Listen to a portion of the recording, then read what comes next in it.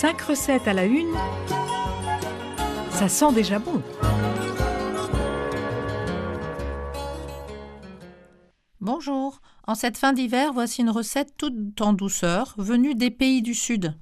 C'est un gâteau moelleux à base de sirop de clémentine et d'amandes. C'est aussi un clin d'œil à notre gâteau nantais, car c'est un dessert qui peut se garder plusieurs jours, bien couvert. La puissance des agrumes pourra alors prendre de l'ampleur. Seule différence avec notre gâteau, théoriquement il n'y a pas d'alcool dans celui-ci.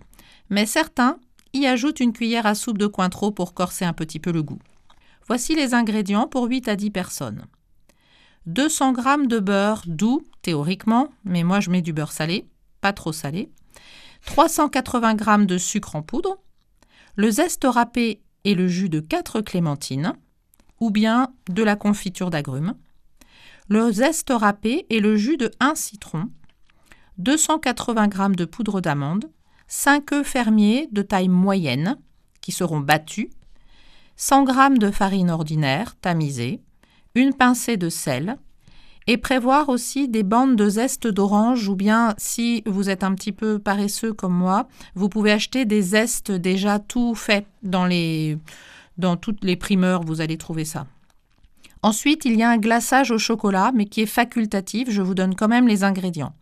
90 g de beurre doux cette fois en dés, 150 g de bon chocolat noir en morceaux, 3/4 de cuillerée à soupe de miel, et c'est là où vous pouvez aussi peut-être ajouter votre fameuse cuillerée à soupe de Cointreau. Voilà, bon, au choix pour cette histoire de Cointreau. Préparation. Préchauffez le four à 180 degrés ou thermostat 6, graissez légèrement un moule à manquer de 24 cm de diamètre et tapissez les bords et le fond de papier sulfurisé. Réunissez le beurre, 300 g de sucre et les zestes dans le bol d'un mixeur et mélangez bien le tout à vitesse plutôt lente. Veillez à ne pas trop travailler ni aérer ce mélange, contrairement à d'autres recettes. Ajoutez la moitié de la poudre d'amande et continuez à mixer tout doucement. Incorporez les œufs un à un tout en continuant à battre, en grattant le fond et les côtés du bol régulièrement pour que tout soit bien homogène. Versez le reste de poudre d'amande, la farine et le sel et continuez à battre jusqu'à obtenir une pâte parfaitement lisse et onctueuse. Versez ce mélange dans le moule et égalisez bien le dessus à l'aide d'un couteau palette. Enfournez pour 50 minutes à 1 heure. Vous piquerez pour vérifier que le gâteau est cuit et puis vous cuisez un petit peu en fonction de ce que vous aimez. Si vous aimez moins cuit ou plus cuit, voilà, c'est au choix.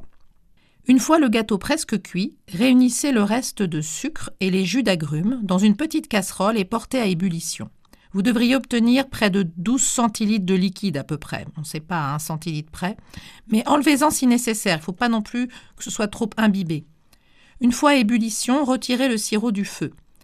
Dès que le gâteau sort du four, badigeonnez-le de ce sirop bouillant en veillant à bien utiliser tout le sirop. Laissez le gâteau refroidir complètement dans le moule avant de le démouler.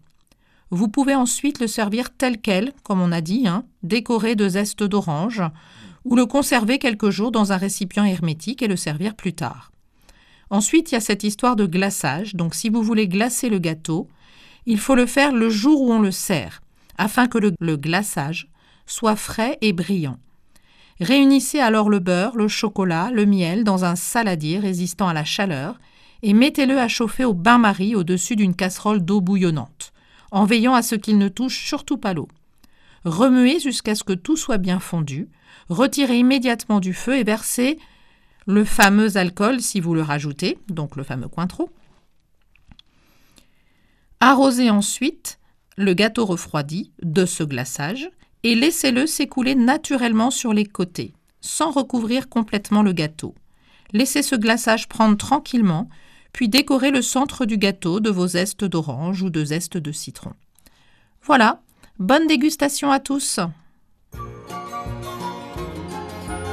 C'était 5 recettes à la une, à réécouter sur radiofidélité.com.